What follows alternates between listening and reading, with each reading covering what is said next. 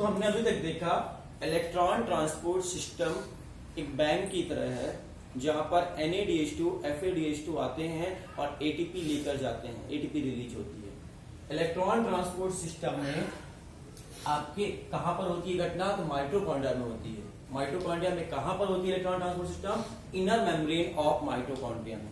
Inner membrane, ये यहां से यहां तक हमने इनर मेम्ब्रेन मान लीजिए, सपोज ये इनर मेम्ब्रेन है यहां से यहां तक। इनर मेम्ब्रेन के इस साइड क्या होगा? पेरी माइटोकॉन्ड्रियल स्पेस, और इस साइड क्या होगा? माइटोकॉन्ड्रिया का मैट्रिक्स। इनर माइटोकॉन्ड्रियल मेम्ब्रेन पे आपके कई तरह के साइटोक्रोम चिपके होते हैं। Cytochrome B, cytochrome C1, cytochrome C, cytochrome A और साइटोक्रोम A3। ये 5 तरह के साइटोक्रोम्स पाए जाते हैं। साइटोक्रोम कुछ और नहीं है, मेम्ब्रेन बाउंड प्रोटीन है जिसमें हिम ग्रुप पाया जाता है, हीमो ग्रुप पाया जाता है। हीमो होता है आयरन, इसमें आयरन को फैक्टर पाया जाता है। स्पेशल प्रोटीन है जो मेम्ब्रेन में चिपका हुआ प्रोटीन है। इसमें यूबिक्विनोन या कोक्यू भी पाया जाता है और एफएमएन पाया जाता है। इतनी चीजें आपकी माइटोकॉन्ड्रिया की में इनर मेम्ब्रेन में पहले से रहती हैं। अब हम बात करते हैं, इसमें साइटोक्रोम बी और C1 आपस में जुड़े हुए होंगे, A और A3 आपस में जुड़े हुए होंगे और C अकेला रहता है। इतना हमने पढ़ाया था अभी तक।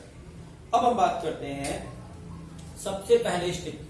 सबसे पहले इसमें कौन आएगा इनर माइटोकॉन्ड्रियल मेम्ब्रेन में? NADH2। हमने आपको पहले बताया NADH2 या FADH2 जो ग्लाइकोलाइसिस में बने थे, लिंक रिएक्शन में बने थे और क्रेब्स साइकिल में बने थे, वो कहां आएंगे? माइटोकॉन्ड्रियल मेम्ब्रेन के पास। देखो स्टार्ट करते हैं प्रोसेस। पहला NADH2 मॉलिक्यूल्स आया माइटोकॉन्ड्रियल मेम्ब्रेन में और आया, और सबसे पहली बार ये आया, चेक लेकर आया, NADH2 नाम का चेक लेकर आया और किसके पास पहुंचा? एफएमएन नाम के वर्कर के पास पहुंचा। बैंक में एक वर्कर है, उसके पास जाकर पहुंचा। वर्कर ने कहा चेक हमको दे दो और तुम वेट करो, बाहर वेट करो। तुम चेक लेके जाओगे बैंक में तो तुमको अंदर थोड़ा घुसा देगा, बोलेगा चेक हमको दे दो और तुम खड़े रहो। तो देखो इसमें चेक है H2, तो इसने इससे H2 इससे ले लिया। इसका H2 किसके पास चला गया? एफएमएन के पास चला गया और एफएमएन बन गया एफएमएन H2 और NADH2 बन गया NAD। इसका H2 निकलकर इसके पास चला गया। कौन आया था? NADH2 आया था। NADH2 का H2 निकलकर कहां चला गया? एफएमएन के पास चला गया। चेक चला गया, ये चेक लेकर आया था, इसका चेक ले लिया इस आदमी ने और क्या बन गया? ये एफएमएन H2 बन गया। समझ में आया कौन सी रिएक्शन हुई? यहां पर रिएक्शन समझेंगे कौन सी रिएक्शन हुई। NADH2 नाम का एक केमिकल था और एक एफएमएन नाम का केमिकल था। तो NADH2 का हाइड्रोजन यहां से निकलकर यहां पर चला गया, ट्रांसफर हो गया। ट्रांसफरेज एंजाइम वहां पर काम किया और इसका H2 को इसने ले लिया। ये बन गया, क्या बन गया? NAD बन गया ये, और इसके पास हाइड्रोजन चला गया और इसके क्या बन गया? एफएमएन H2 बन गया। एफएमएन H2 बन गया। समझ में आई घटना? फिर ये एफएमएन H2 ने हाइड्रोजन चेक अपने पास रखा रहा। इसने अपना जो काम करना था कर दिया। उसके बाद इससे चेक कॉल ले लिया, इसका बड़ा अधिकारी दूसरे अधिकारी के पास चला गया चेक वेरिफिकेशन होने के लिए, दूसरी ब्रांच। तो वैसे ही यहां से H2 किसके पास चला गया? हाइड्रोजन इसके पास चला गया, यूबिक्विनोन के पास चला गया, कोक्यू के पास चला गया। और जब यहां पर H2 पहुंचा तो ये एफएमएन H2 से एक हाइड्रोजन H2 चला गया, तो फिर वापस क्या बन गया? ये वापस से ये एफएमएन का एफएमएन बन गया। ये एफएमएन H2 का ये हाइड्रोजन आप आगे चला गया और ये बचा क्या? एफएमएन। और H2 किसके पास चला गया? यूबिक्विनोन के पास चला गया ये हाइड्रोजन। और यूबिक्विनोन के पास जब हाइड्रोजन पहुंचा तो यूबिक्विनोन ने उसके टुकड़े टुकड़े कर दिए, फाड़ के फेंक दिया चेक, फाड़ दिया चेक। बड़े अधिकारी ने किया, चेक को फाड़ दिया, 2 टुकड़ों में तोड़ दिया। बताओ अगर हाइड्रोजन को तोड़ोगे तो क्या बनेगा? यहाँ पे कौन सी रिएक्शन हुई? पहले रिएक्शन समझ लेते हैं। अगला स्टेप क्या हुआ? ये एफएमएन H2 था, साथ में किसके कांटेक्ट में पहुंचा? यूबिक्विनोन के कांटेक्ट में पहुंचा, कोएंजाइम के कांटेक्ट में पहुंचा। तो यहां पर क्या हुआ? इस H2 को इसने ले लिया, फिर क्या बन गया? फिर से एफएमएन बन गया अगेन, और ये क्या बन गया? कोएंजाइम Q के साथ H2 आ गया, हाइड्रोजन यहां पहुंच गया। अब देखेंगे कोएंजाइम Q के पास जो हाइड्रोजन पहुंचा, इसने हाइड्रोजन का क्या कर दिया? टुकड़े टुकड़े कर डाले और आप जानते हो केमिस्ट्री में पढ़े होंगे, अगर एक हाइड्रोजन किससे मिलकर बना हुआ है, एक हाइड्रोजन टुकड़े करोगे तो क्या क्या निकलेगा, तो प्रोटॉन और इलेक्ट्रॉन से मिलकर बना है, तो इसमें से क्या निकले, प्रोटॉन निकले।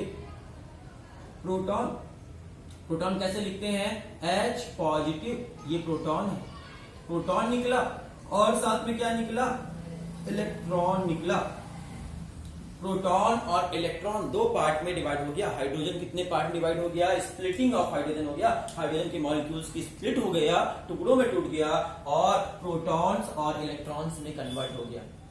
प्रोटॉन जितने भी थे वो पंप आउट कर पेरी माइटोकॉन्ड्रियल स्पेस में फेंक दिए गए, जाओ स्पेस में पड़े रहो, कोई काम नहीं है, सारे प्रोटॉन्स को फेंक दिया गया। और इलेक्ट्रॉन जो निकला, उस इलेक्ट्रॉन को साइटोक्रोम बी ने एब्जॉर्ब कर लिया। किसने रिसीव कर लिया, साइटोक्रोम बी ने पहला इलेक्ट्रॉन रिसीव किया। फर्स्ट एक्सेप्टर ऑफ इलेक्ट्रॉन कौन थे, साइटोक्रोम बी है, पहला इलेक्ट्रॉन रिसीव किया इसने। अब देखोगे तुम्हारे पास, जल्दी से बताना, एक क्वेश्चन पूछते हैं, 3 रुपए में -1 जोड़ दो, कितना बनेगा। 3 रुपए तुम्हारे पास पहले से हैं, तुमको -1 हमने दे दिए, तुम्हारे पास कितने रुपए बनेंगे, 3 में अगर -1 को ऐड किया जाए तो कितना आएगा, आंसर क्या होगा। 3 रुपए तुम्हारे पास थे, हमने तुमको -1 दे दिए, दोनों को जोड़कर तुम्हारे पास कितने होंगे, 4 रुपए या 2 रुपए। तो माइनस में कोई चीज जुड़ेगा, माइनस और प्लस जुड़ेगा तो माइनस होता है, 2 रुपए बचे तुम्हारे पास। समझ में आ रही बात। तो इसके पास 3 रुपए पहले से थे, Fe3 पॉजिटिव था और एक निगेटिव आया, तो 3 पॉजिटिव में एक निगेटिव जोड़ दोगे क्या बन जाएगा, 3 पॉजिटिव पहले से था और एक निगेटिव जुड़ गया, तो ये Fe2 पॉजिटिव बन गया। इसमें इलेक्ट्रॉन रिसीव करते ही, जैसे ही साइटोक्रोम बी ने इलेक्ट्रॉन को, फर्स्ट इलेक्ट्रॉन को रिसीव किया, इलेक्ट्रॉन को रिसीव करते ही Fe2+ बन कन्वर्ट हो गया Fe3+, ठीक है।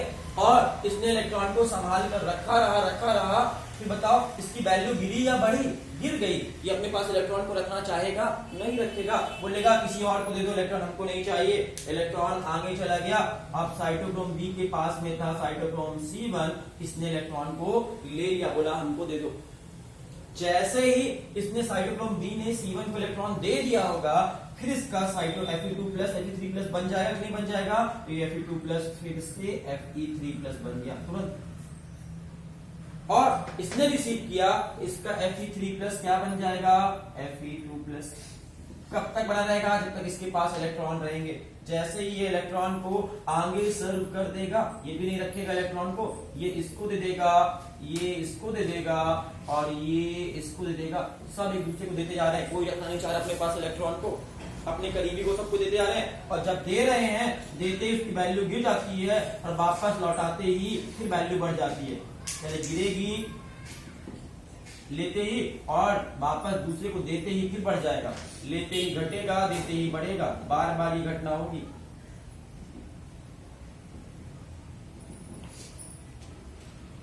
देख पा रहे हो इतनी घटना। किसने किसको क्या क्या दिया, देखेंगे शुरू से। NaDH2 सबसे पहले माइटोकॉन्ड्रिया की मेम्ब्रेन के पास पहुंचा, NaDH2 का हाइड्रोजन एपिमेन ने ले लिया, एपिमेन से हाइड्रोजन चला गया यूबिक्विनोन के पास, कोएंजाइम Q के पास, और यहां पर जब पहुंचा तो कोएंजाइम Q के कारण यहां पर हाइड्रोजन की स्प्लिटिंग हुई, टुकड़े टुकड़े हो गए और दो पार्ट में टूट गया हाइड्रोजन, प्रोटॉन्स एंड इलेक्ट्रॉन्स में। जितने प्रोटॉन बने वो सारे प्रोटॉन पेरी माइटोकॉन्ड्रियल स्पेस में फेंक दिए गए और इलेक्ट्रॉन्स को रिसीव किसने कर लिया, साइटोक्रोम बी ने। साइटोक्रोम बी ने जैसे पहले इलेक्ट्रॉन को रिसीव किया, इसका Fe3+ कन्वर्ट हो गया Fe2+ में। जब तक इसने इलेक्ट्रॉन को रखा रहा अपने पास, तक Fe2+ रहा। जैसे ही अपने इलेक्ट्रॉन को इसने आगे सर्व कर दिया, आगे ट्रांसफर कर दिया, तो वापस से ये Fe3+ बन गया। फिर साइटोक्रोम C1 ने कुछ देर रखा इलेक्ट्रॉन को, उसने साइटोक्रोम C1 ने C को दे दिया, साइटोक्रोम C ने साइटोक्रोम A को दे दिया, साइटोक्रोम A ने साइटोक्रोम A3 को दे दिया। कोई बोल रहा है हम नहीं रखेंगे अपने पास, ये नुकसान वाली चीज है, इसको लेकर नुकसान हो रहा है, किसी भी बेटे ने रखने से इनकार कर दिया।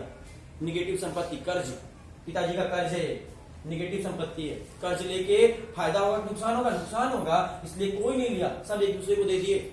B ने C1 को दिया, C1 ने C को दिया, C ने A को दिया और A ने A3 को दिया। अब A3 किसको दे बेचारा, A3 अब किसको दे, लास्ट वाला है, अब बेचारा लेके पछता रहा है, कोई तो ले लो, मुझसे भी ले लो, लेकिन क्या कोई है ही नहीं बेचारे के पास। अब खड़ा है, लिए इलेक्ट्रॉन लिए खड़ा है, कौन इससे इलेक्ट्रॉन संभालेगा, इस इलेक्ट्रॉन की जिम्मेदारी कौन लेगा? ये बेचारा इलेक्ट्रॉन लेके खड़ा है A3, कोई है ऐसा जो इलेक्ट्रॉन की मदद करेगा? हाँ, कौन मदद करेगा?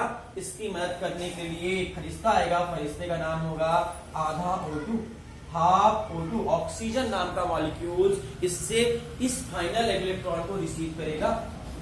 हाफ O2 आधा ऑक्सीजन, O लिख सकते हो, लेकिन O लिखा नहीं जाता है और ऑक्सीजन क्योंकि हाईली रिएक्टिव होता है, इसलिए O ना लिखकर हमने हाफ O2 लिख दिया। आधा O2 मतलब O। तो ये ऑक्सीजन का मॉलिक्यूल जो एटम्स है, ये ऑक्सीजन का एटम्स हाफ मॉलिक्यूल, ये इलेक्ट्रॉन को रिसीव करेगा। तो आपसे एग्जाम में क्वेश्चन पूछा जाए, who is the final acceptor of electron in electron transport system? Electron transport system में फाइनल इलेक्ट्रॉन को कौन रिसीव करता है? हाफ O2 ये काम करता है।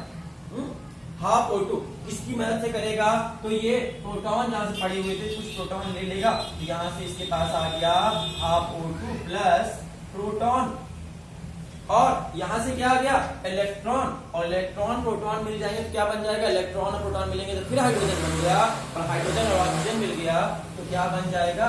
इलेक्ट्रॉन, प्रोटॉन और ऑक्सीजन तीनों मिल जाएंगे तो क्या बन जाएगा? H2O बन जाएगा।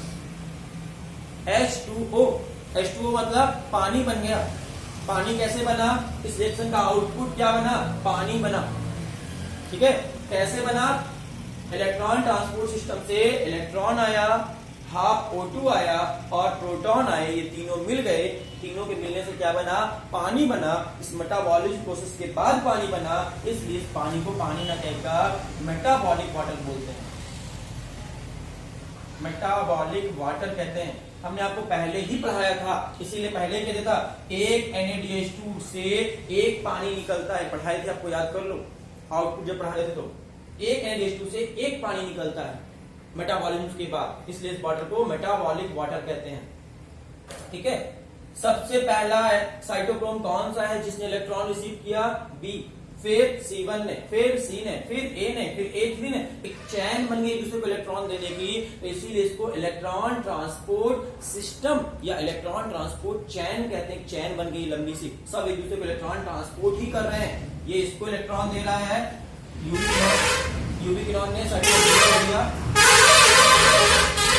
साइटोक्रोम B ने C1 को दिया, C1 ने A को दिया, A ने A को दिया, और A ने A3 को दिया, और A3 ने ऑक्सीजन को दिया। सब एक दूसरे को इलेक्ट्रॉन्स दे रहे हैं, और इलेक्ट्रॉन देने की वजह से इनके बीच में एक क्या बन गई? चैन बन गई, इसलिए इसको इलेक्ट्रॉन ट्रांसपोर्ट चैन या इलेक्ट्रॉन ट्रांसपोर्ट सिस्टम कहते हैं।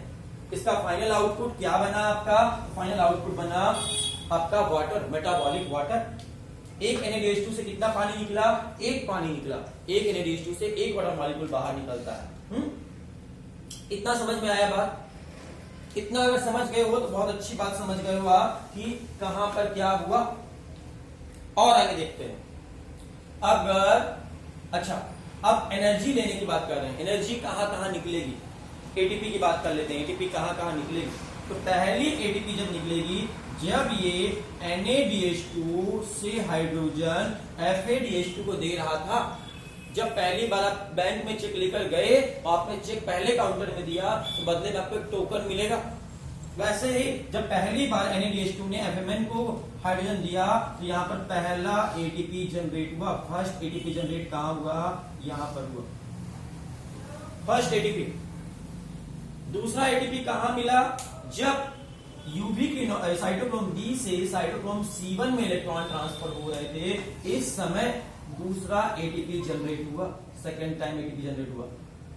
और तीसरी बार ATP जनरेट हुआ जब A3 को अपना इलेक्ट्रॉन दे रहा था, तब तीसरा ATP जनरेट हुआ। 3 बार ATP जनरेट हुए। कितने बार? पूरे एक NaDH2 से पूरे रिस्पायरेशन के दौरान, पूरे इलेक्ट्रॉन ट्रांसपोर्ट के दौरान 3 ATP जनरेट हुए। क्यों हुए हम आगे बताएंगे, क्यों हुए इसका आंसर बाद में देंगे। 3 जगह हुए, इतना याद रख लो। पहला ATP मिलेगा जब NaDH2 से FMN के पास H2 जा रहा था, तब पहला ATP। दूसरा एटीपी, जब साइटोक्रोम बी से साइटोक्रोम C1 में एटीपी जा रहा था, इलेक्ट्रॉन जा रहा था, तब दूसरा एटीपी बना, और जब A से A3 में जा रहा था तब तीसरा बना। 3 बार आपको एटीपी बनाना है। ये 3 स्टेप में आपके एटीपी जनरेट होते हैं। इसलिए एक NADH2 से कितने एटीपी बने टोटल इन ऑल? 1 2 3 एटीपी बनता है। तो 1 NADH2 इक्वल टू 3 एटीपी होता है। अब हम बात करें FADH2 की। अगर FADH2 आएगा तो क्या होगा? देखते हैं, ये आया FADH2, मान लो FADH2 आएगा तो क्या होगा? FADH2 के पास भी हाइड्रोजन, ये भी चेक लेकर आया, लेकिन ये नीचे वाले काउंटर में ना देखा, सीधे बैंक मैनेजर से मिलता है। डायरेक्ट बैंक मैनेजर के पास पहुंच जाएगा और डायरेक्ट बैंक मैनेजर को देगा। डायरेक्ट बैंक मैनेजर को जब चेक देगा, बैंक मैनेजर के पास टोकन ओपन नहीं होता, वो टोकन नहीं देगा, डायरेक्ट रख लेगा इसका। देखेंगे FMnH2 से डायरेक्ट ये किसके पास चला गया? प्रोटॉन हाइड्रोजन यूवी किनॉन के पास, और यूवी किनॉन के पास पहुंचा। यूवी किनॉन की क्या कर देगा? स्प्लिटिंग कर देगा 2 पार्ट में, प्रोटॉन और इलेक्ट्रॉन में। प्रोटॉन को पेरीमाइटोकॉन्ड्रियल स्पेस में भेज देगा और इलेक्ट्रॉन्स को साइटोक्रोम बी में चले जाएंगे। साइटोक्रोम बी से इलेक्ट्रॉन साइटोक्रोम C1 में, साइटोक्रोम C1 से C में, C से A में, A से A3 में, फिर इलेक्ट्रॉन ऑक्सीजन में चले जाएंगे, और ऑक्सीजन जब ऑक्सीजन के पास पहुंचेंगे तो ऑक्सीजन से आपके इलेक्ट्रॉन और प्रोटॉन मिलकर पार्टनर बना लेंगे। सब कुछ सेम होगा, सिर्फ डिफरेंस इतना होगा कि NADH2 अपना हाइड्रोजन FMN को देता था, फिर यूवी किनॉन को देता था, और ये क्या करते थे? डायरेक्ट यूवी किनॉन को दे देते थे।